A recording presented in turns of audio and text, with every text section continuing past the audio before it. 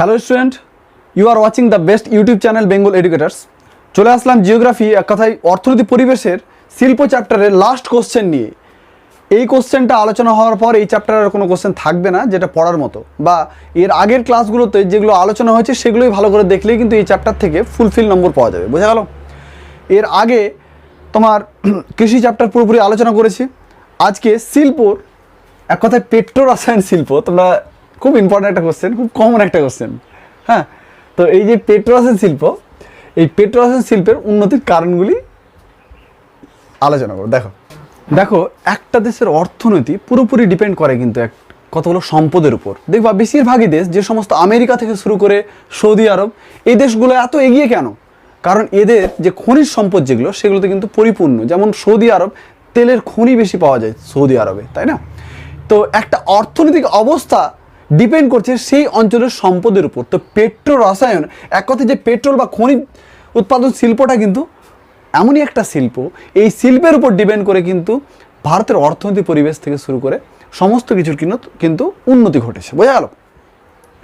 এবার কোশ্চেনটা আছে তোমাদের, পশ্চিম ভারতে পেট্রো রসায়ন শিল্প যেটা আছে, শিল্পের উন্নতির কারণগুলো কি কি কারণে এই পেট্রো রসায়ন শিল্প উন্নতি লাভ করে। দেখো ভালো করে শুনে নাও, এই পেট্রো রসায়ন যেটা, এক কথায় খনিজ তেল যেটা, এগুলো কোথায় পাওয়া যায়? নিশ্চয়ই দেখো, একটা শিল্পের উন্নতির জন্য সেই শিল্পের কাঁচামাল থাকা একান্ত প্রয়োজন, তাই না? তুমি একটা শিল্প, তুমি মাছের মার্কেট বাজার করছো, বা মাছের জন্য একটা পুরোপুরি বড় আড়ত খুলছো, তাহলে কি তোমার কাছে মাছের মজুদ থাকতে হবে, মাছের তোমার কাছে পুকুর থাকতে হবে, কতগুলো নদীর মাছ তোমাকে সংগ্রহ করতে হবে, তারপর তো তুমি আড়ত তৈরি করতে পারবা। ঠিক সেই রকম আগে পেট্রো রসায়ন শিল্প ভালোভাবে উন্নতি করার জন্য সেই শিল্পের যে কাঁচামাল, এক কথা খনিজ তেল, সেগুলো কিন্তু ঠিকঠাকভাবে যোগান দিতে হবে। যেমন খনিজ তেল উৎপাদক অঞ্চল বলে দিই, পশ্চিম ভারতে ভাদোদরা, গুজরাট, বুঝতে পারলাম, তারপর জামনগর, মহারাষ্ট্র, এই সমস্ত অঞ্চল থেকে কিন্তু পর্যাপ্ত পরিমাণে খনিজ তেল সারা দেশে কিন্তু ছড়িয়ে আছে। বুঝতে পারলাম কোন অঞ্চল থেকে? তাহলে বললাম এই ভাদোদরা, জামনগর আর মহারাষ্ট্র, তিনটে অঞ্চল থেকে বা তিনটে রাজ্য থেকে, হ্যাঁ, তিনটে স্টেট থেকে কিন্তু তোমার চারপাশে কিন্তু, এগুলো রাজ্য না, সরি, তিনটে অঞ্চল থেকে কিন্তু তোমার জামনগর, মহারাষ্ট্র, তিনটে অঞ্চল থেকে কিন্তু তোমার সমস্ত পেট্রো রসায়ন শিল্পের খনিজ তেল কাঁচামাল, এক কথায় চারদিকে ডেলিভার হচ্ছে। এবার ডেলিভার হলো তার মানে শেষ হয়ে এরকম না, সেটাকে পরিশুদ্ধ করা হচ্ছে, পরিশুদ্ধ করে সেটা খনিজ তেল ব্যবহারের উপযুক্ত করে তোলা হচ্ছে, যাতে গাড়িতে ব্যবহার করা হয়, যাতে চার চাকায় ব্যবহার হয়, বিভিন্ন রকম মানে তাকে উপযোগী করে তোলা হচ্ছে। বোঝা গেল? তাহলে এই হলো কিন্তু কাঁচামাল উৎপাদক অঞ্চল। এবার দেখো, এই শিল্পের জন্য যে কাঁচামালগুলো লাগে, আমরা তো জানি যে এই পেট্রো রসায়ন শিল্প পুরোপুরি চলে কিন্তু খনিজ তেলকে নির্ভর করে। কিন্তু শুধুমাত্র কি খনিজ তেলের মাধ্যমে কি শিল্পের উন্নতি ঘটেছে? এরকম কিন্তু না। এই খনিজ তেলের পাশাপাশি এই শিল্পের উন্নতির জন্য, এক কথা খনিজ তেলটাকে পরিশুদ্ধ করার জন্য, খনিজ তেলটাকে চারদিকে সার্ভ করার জন্য, খনিজ তেলটাকে একদম পরিশুদ্ধ, এক কথা যাকে বলে কোনো রকম ভেজাল মুক্ত যাকে বলে, তো এই সমস্ত কিছু করার জন্য কিন্তু তোমার কতগুলো উপাদান লাগে বা কতগুলো কাঁচামাল প্রয়োজন, যেমন পলিয়েস্টার, নাইলন, প্লাস্টিক, বুঝতে পারলা, কৃত্রিম রবার, হ্যাঁ, খনিজ তেল তো লাগে। তো এই সমস্ত কাঁচামাল ছাড়া কিন্তু কোনো শিল্পের উন্নতি ঘটানো সম্ভব না।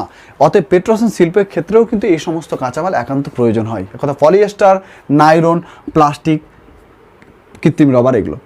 এবার তোমাদের মনে প্রশ্ন জাগবে যে আচ্ছা, পেট্রো রসায়ন শিল্প যখন তেলটাকে পরিশুদ্ধ করা হয়, তখন কি কোনো উচ্ছিবড়া পাওয়া যায়? অবশ্যই পাওয়া যায়। মনে রাখো ভালো করে, পেট্রো রসায়ন শিল্পে যখন খনিজ তেলটাকে পরিশুদ্ধ করা হয়, তখন কিন্তু অনেক রকমের উচ্ছিবড়া বা উপজাত দ্রব্য কিন্তু পাওয়া যায়, যেমন ন্যাপথা, প্রোপিলিন, ইথিলিন, এগুলো জিনিস কিন্তু সেই শিল্পের উদ্বৃত্ত কাঁচামাল হিসেবে কিন্তু পাওয়া যায়। এবার দেখো কতগুলো গ্যাস, এই যে পেট্রো রসায়ন শিল্প শুধুমাত্র যে খনিজ তেলের বিকাশ ঘটিয়েছে এরকম কিন্তু না।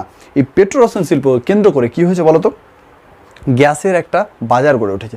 এলপিজি গ্যাস কোথা থেকে পাচ্ছি আমরা? লিকুইফাইড পেট্রোলিয়াম গ্যাস যেটা বলে থাকি আমরা, কোথা থেকে পাচ্ছি? সব ওই পেট্রো রসায়ন শিল্পে যে খনিজ তেল, সেটাকে পরিশুদ্ধ করার পর অর্ধতরল বা গলিত পদার্থ থেকে যাচ্ছে, সেটাই হলো খনিজ তেল। তাহলে কি এটা ডিপেন্ড করছে কার উপর বলতো? সেই খনিজ তেলের উপরই ডিপেন্ড করছে। আর খনিজ তেলের উপর নির্ভর করে অনেকগুলো শিল্প কিন্তু গড়ে উঠেছে। প্লাস্টিক শিল্প গড়ে উঠেছে, প্লাস্টিক আলাদা, গ্যাসের শিল্প আলাদা গড়ে উঠেছে, তাই না? তো এই জন্য পেট্রো রসায়ন শিল্প কিন্তু বিশাল একটা ভালো জায়গা আছে ভারতের অর্থনীতির ক্ষেত্রে, বুঝতে পারলাম? এটাই হলো এমন একটা শিল্প, এমন একটা ইঞ্জিনিয়ারিং শিল্প, এই শিল্পকে কেন্দ্র করে কিন্তু সার্বিক বিকাশ ঘটেছে, বুঝতে পারলে? একরকম বিকাশ না, সার্বিক বিকাশ। ন্যাপথা শিল্প আলাদা গড়ে উঠেছে। তো ন্যাপথার কোথা থেকে পাওয়া যাচ্ছে? এই পেট্রোরসায়ন শিল্প থেকে পাওয়া যাচ্ছে। তাহলে এই হলো ব্যাপার, বুঝতে পারলাম। এবার আসছে জল সরবরাহ। আমি একটু আগে বললাম যে কাঁচামাল উৎপাদক অঞ্চলগুলির পাশাপাশি যেহেতু শিল্প গড়ে ওঠা হবে বা গড়ে তোলা হবে, সেক্ষেত্রে এটাও খেয়াল রাখতে হবে যাতে জলের যোগানটাও ঠিকঠাক থাকে। এই জন্য এই যে ভাদোদরা, গুজরাট, জামনগর, মহারাষ্ট্র আছে না, এগুলো যেগুলো নদী আছে, লুনি আছে, অন্তর্বাহিনী নদী বলে থাকে রাজস্থান যেটা, তারপর নর্মদা আছে, তাপি আছে, সবরমতী আছে, এই সমস্ত নদী থেকে খুব কম খরচে জলটা কিন্তু উত্তোলন করা সম্ভব হয় বা জলের সরবরাহ বা জলের যোগান দেওয়া সম্ভব হয়, যা এই পেট্রোরসায়ন শিল্পের উন্নতিতে একান্তভাবে সহায়ক হয়ে দাঁড়িয়েছে, বুঝতে পারলাম। তো এই হলো কিন্তু জল সরবরাহ। তাহলে জল সরবরাহ কোনটা বলবা? এই মহারাষ্ট্র প্লাস গুজরাট, এই সমস্ত অঞ্চলে যে তীরবর্তী নদী, এই নদীগুলো থেকে কিন্তু তোমার জল সরবরাহ করে এই শিল্পের উন্নতি ঘটানো সম্ভব হয়েছে। আচ্ছা, জল সরবরাহ পয়েন্টে গেল। এবার আসছে বিদ্যুৎ। গুজরাটের কাকড়াপাড়া বিদ্যুৎ আছে, জলবিদ্যুৎ কেন্দ্র আছে। সবসময় দেখো, সবসময় তো আর বিদ্যুতের যোগান দেওয়া যাবে না, তার জন্য জলবিদ্যুৎ দরকার। আর জলবিদ্যুৎ দরকার হলে কী করতে হবে বলতো? জলবিদ্যুৎ যদি উৎপাদন করতে হয় তাহলে তোমাকে সেই খরস্রোতা নদী বা উচ্চ প্রবাহী নদী লাগবে, যার উপর ডিপেন্ড করে তুমি জলবিদ্যুৎ উৎপাদন করতে পারবা। তো যেহেতু এই সমস্ত কথা পশ্চিম ভারতে এইরকম সুবিধা আছে বা জলের নদীগুলির জলের গতিবেগ বেশি আছে, এই জন্য সেই নদীকে নির্ভর করে কিন্তু জলবিদ্যুৎ উৎপাদন করা হয়, যা এই শিল্পের উন্নতিতে সাহায্য করেছে, বুঝতে পারলা? এই গেল কিন্তু তোমার বিদ্যুৎ। এবার বন্দর। তোমরা এই জিনিস পয়েন্টটা বোধ হয় হাজারবার বলা হয়েছে, আমার প্রত্যেকটা ক্লাসেই আলোচনা হয়েছে বন্দর ব্যাপার। দেখো, শিল্পজাত দ্রব্য, পেট্রোরসায়ন শিল্প থেকে আমরা জানি বিভিন্ন রকম শিল্প কিন্তু বা বিভিন্ন রকম প্রোডাক্ট কিন্তু তৈরি হয়, একটা রকম না। এক কথায় যেটা তোমার অপরিশুদ্ধ, যেটা ওইখান থেকেও প্লাস্টিক তৈরি হচ্ছে, ওখান থেকেও ন্যাপথা তৈরি হচ্ছে। তার মানে কি শিল্পের প্রতিটি কাঁচামাল, প্রতিটি জিনিস একদম প্রয়োজনীয়। বন্দর কোনটা? এই যে পশ্চিম ভারতের পেট্রোরসায়ন শিল্প, পেট্রোরসায়ন শিল্প থেকে যে পেট্রোল, ডিজেল, এলপিজি গ্যাস এগুলো উৎপন্ন হয়, তা যাতে এক জায়গা থেকে অন্য জায়গায় ডেলিভার করা হয়, এই জন্য বেশিরভাগই শিল্প কিন্তু বন্দরের সান্নিধ্যে গড়ে উঠেছে। যাতে এই সমস্ত বন্দর, যেমন বলে দিচ্ছে নামগুলো, তুতিকোরিন, ম্যাঙ্গালোর, বুঝতে পারলা? ব্যাঙ্গালোর না, ম্যাঙ্গালোর, এটা আলাদা। তুতিকোরিন তামিলনাড়ু, ম্যাঙ্গালোর কর্ণাটক, বুঝতে পারলা? তো এই দুটো বন্দরের মাধ্যমে কিন্তু কাঁচামালগুলো এক জায়গা থেকে অন্য জায়গায় পাঠানো হয়। তো এই গেল বন্দর। এবার আসছে যোগাযোগ ব্যবস্থা। আমরা জানি যে মহারাষ্ট্রের সাথে কিন্তু অনেকগুলো রাজ্য বা স্টেট জড়িত, যেমন পশ্চিমবঙ্গ থেকে শুরু করে চেন্নাই, দিল্লি, হ্যাঁ, এগুলো কিন্তু একে অপরের সাথে জড়িত আছে। সোনালী চতুর্ভুজ হয়তো নিজে পড়েছো তোমরা। যাকে ওই সোনালী চতুর্ভুজের মাধ্যমে যেহেতু যোগাযোগ ব্যবস্থাটা খুবই উন্নত, অতএব শিল্পের প্রয়োজনীয় কাঁচামাল বাইরে থেকে আমদানি করা এবং শিল্প থেকে উৎপন্ন খনিজ তেল বাইরে রপ্তানি করা কিন্তু প্রচুর সুবিধা হয়, যা এই শিল্পের উন্নতিতে সাহায্য করেছে, বুঝতে পারলা? তো বন্দর থাকা বা যোগাযোগ ব্যবস্থা ভালো থাকা কিন্তু প্রয়োজন, বুঝতে পারলা? এবার আসছে কিন্তু শ্রমিক, আর তার পাশে কিন্তু একটা পয়েন্ট দিতে পারো মূলধন, যেটা ছাড়া কিছু হবে না। মূলধনটা কি? তুমি দেখো, তোমার একটা শিল্প, পেট্রোরসায়ন শিল্প বিশেষ করে বড় বড় শিল্প যেগুলো আছে, সেগুলো কোনোদিন একজনের প্রচেষ্টায় কিন্তু গড়ে ওঠে না। সেটার জন্য কি প্রয়োজন হয় বলো তো? অনেক লোকের সাহায্য প্রয়োজন। একজন কিন্তু কোনো একটা কোম্পানির হেড থাকে না, অনেকেই শেয়ারদার থাকে, শেয়ারের হিসেবে কোম্পানিটা কিন্তু গঠন করে, বুঝতে পারলা? ঠিক সেই রকম কিন্তু এরকম ব্যাপার যে এই পেট্রোরসায়ন শিল্পের কিন্তু তোমার একান্ত প্রচুর পরিমাণে মূলধনের প্রয়োজন। মূলধন যদি না পাওয়া যায় ঠিকঠাকভাবে, তাহলে কিন্তু শিল্পের উন্নতি ঘটবে না, বোঝা গেল? তাহলে এই গেল মূলধনে।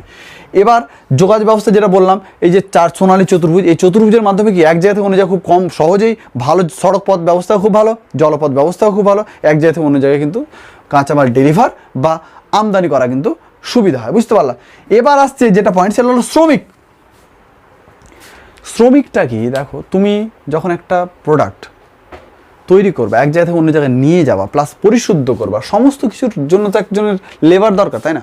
যে কোনো শিল্পে কিন্তু স্টিল ফ্যাক্টরি থেকে শুরু করে কার্পাস বয়ন শিল্প থেকে শুরু করে সমস্ত জায়গায় কিন্তু কাজগুলো সবগুলো যে মেশিনের দ্বারা হয় এরকম কিন্তু না। সেটাকে তুলে নিয়ে গিয়ে মেশিনে রাখতে হচ্ছে, তারপর সেটা ভাঁজ হয়ে বা সেটা পুরো তৈরি হয়ে কিন্তু চারদিকে ডেলিভার হচ্ছে। তাহলে কি মানুষের প্রয়োজন হচ্ছে তো নাকি? তো এই জন্য সেখানে কিন্তু শ্রমিকের একান্ত প্রয়োজন, যেটা পশ্চিম ভারতে কিন্তু শ্রমিকের প্রাচুর্য দেখা দিচ্ছে। এই পশ্চিম ভারতে শ্রমিক প্রাচুর্য দেখা দেওয়ার জন্যই কিন্তু পশ্চিম ভারতে পেট্রোরসায়ন শিল্প যথেষ্ট উন্নতি লাভ করেছে। তাহলে এই হলো কিন্তু কোশ্চেন, খুব ইম্পর্টেন্ট একটা কোশ্চেন, পশ্চিম ভারতে পেট্রোরসায়ন শিল্পের উন্নতির কারণ। এবার তোমাদের বলে দিই যেটা কথা, যেগুলো কোশ্চেন করালাম শিল্প থেকে মেইনলি, তো এর বাইরেও যদি কোনো কোশ্চেন থাকে, তাহলে কোশ্চেন তোমার কাছে থেকে গেছে সাপোজভাবে যে কোনো একটা অঞ্চলের বলে দিয়েছে শিল্প উন্নতির কারণ কি, কোনো একটা অঞ্চল, যে কোনো পাঞ্জাব হোক, বিহার হোক, হরিয়ানা হোক, যে কোনো বলে দিয়ে তোমাকে যে শিল্প উন্নতির কারণগুলো কী হবে। তাহলে তুমি মনে রাখো সবসময় যে শিল্প উন্নত হওয়ার জন্য যেগুলো উপাদান প্রয়োজন, যেমন তোমার জল সরবরাহ ঠিকঠাক দরকার, বিদ্যুৎ সরবরাহ ঠিকঠাক দরকার, তাই তো?